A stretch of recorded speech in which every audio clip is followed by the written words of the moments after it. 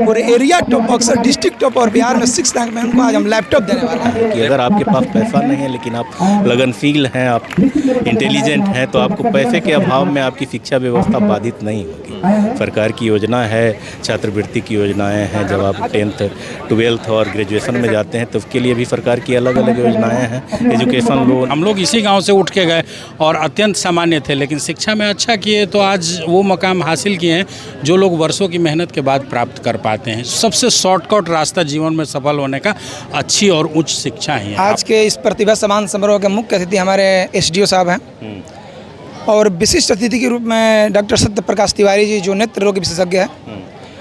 और अभी एक और विशिष्ट अतिथि आने वाले हैं जिनका नाम राकेश विश्वेश्वर ओझा जी हैं। बाबा हैं जिनको बोलते हैं डॉक्टर स्वामीनाथ तिवारी जी।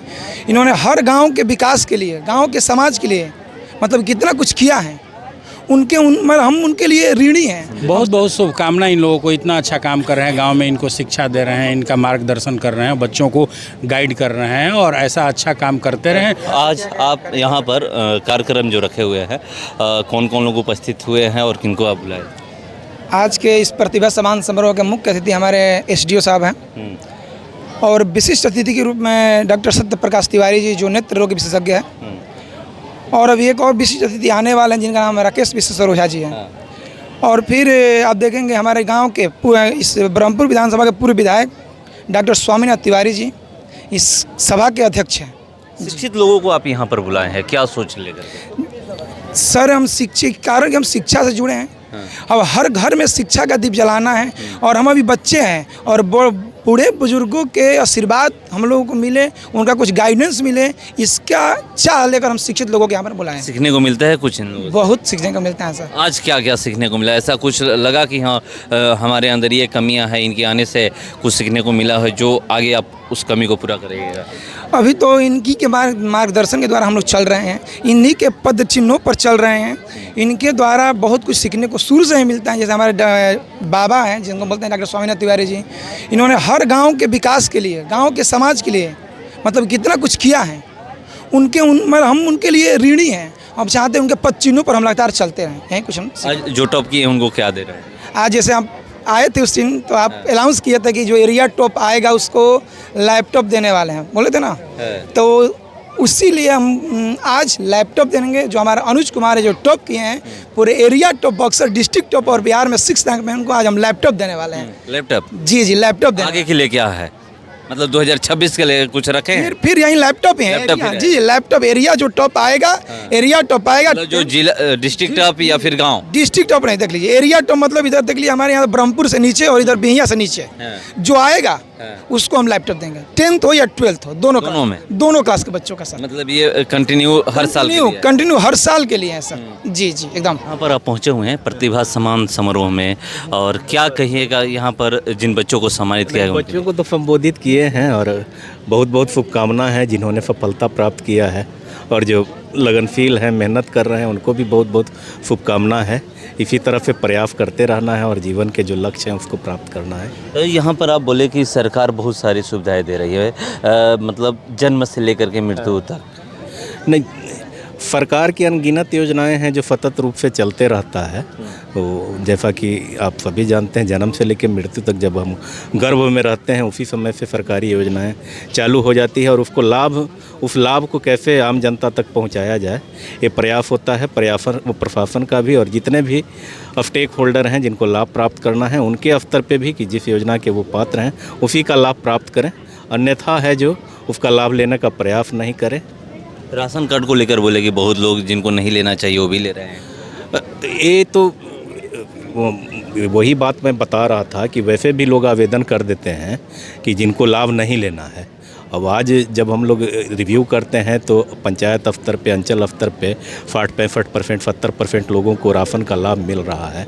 तो निश्चित रूप से है कि ये दुर्भाग्यपूर्ण है कि ऐसे में भी जो पात्र लाभुक छूटे हुए हैं तो कुछ अपात्र लाभुक भी हैं जिनका चिन्हीकरण करके उनका राशन कार्ड को रद्द किया जाएगा, और ये सतत प्रक्रिया चलते भी रहता है। और बहुत ऐसे बच्चे हैं जिनके पास पैसे नहीं होने की वजह से आज भी शिक्षा से वंचित हो जा रहे हैं। क्या सरकार की कुछ ऐसी योजना है कि जिससे वो पढ़ाई कर सकें? इसी बात को समझना है कि अगर आपके पास पैसा नहीं है लेकिन आप लगनशील हैं, आप इंटेलिजेंट हैं, तो आपको पैसे के अभाव में आपकी शिक्षा व्यवस्था बाधित नहीं होगी।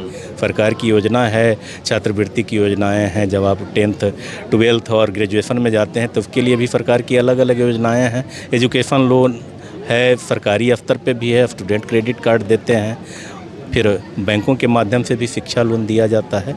तो अगर कोई पढ़ने वाला बच्चा हो तो पैसे के अभाव में उसका शिक्षा बाधित नहीं होगा। आप यहाँ पर पहुँचे हुए हैं, प्रतिभा सम्मान कार्यक्रम रखा गया है एक्सीलेंट क्लासेस की तरफ से, क्या कहिएगा?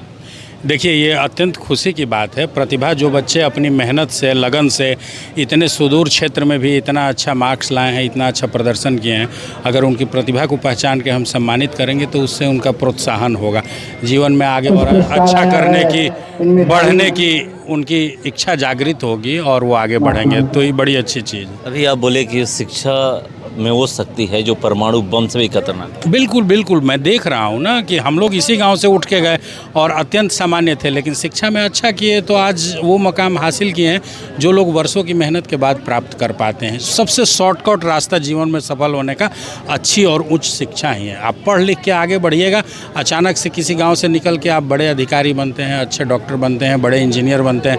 भाई अब्दुल कलाम भी एक आम सामान्य परिवार में जन्म लिए, पेपर भी बांटते थे और वो भारत के राष्ट्रपति भी बने अपनी प्रतिभा और शिक्षा की बदौलत। मगर आजकल शॉर्टकट का तरीका ही अलग हो गया, सबसे अलग हो गया है। शॉर्टकट की हाँ जल्दी हम शिक्षा से अच्छा कुछ नहीं है। दूसरा ही लोग रास्ता अपना रहे हैं। नहीं, शिक्षा सबसे मजबूत और सशक्त रास्ता है।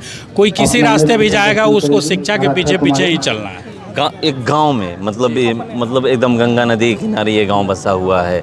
आप भी अभी आए हैं, बहुत सारी कमियां बता रहे थे कि ये कमियां हैं, क्या इसको लेकर के ऊपर आवाज़ उठाइएगा? बिल्कुल, आवाज़ सतत प्रक्रिया है और हर दृष्टि से जब भी राजनीतिक मंचों पर जो अधिकारी हैं या जो हमारे मंत्रीगण हैं, वरीय जो ब्यूरोक्रेट्स हैं, उनसे जब भी मिलता हूं तो समस्याओं की चर्चा होती है और जो भी जिस तरह का फंड या समय या सहयोग मिल सकता है वो आश्वासन देते हैं और काम होगा।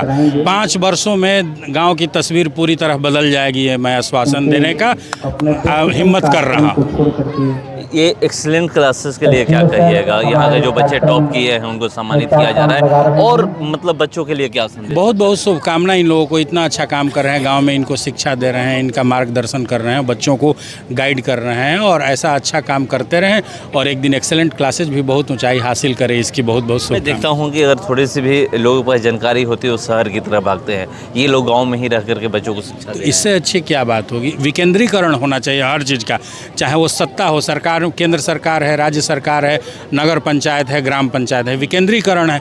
शिक्षा का भी विकेंद्रीकरण होना चाहिए। भाई हम अमेरिका, इंग्लैंड भी जाते हैं पढ़ने के लिए, इंडिया में भी बड़े बड़े इंस्टीट्यूट है, IIT है, एम्स है, सब कुछ है, फिर पटना है, फिर जिला है, लेकिन गाँव में भी तो होना चाहिए, है ना?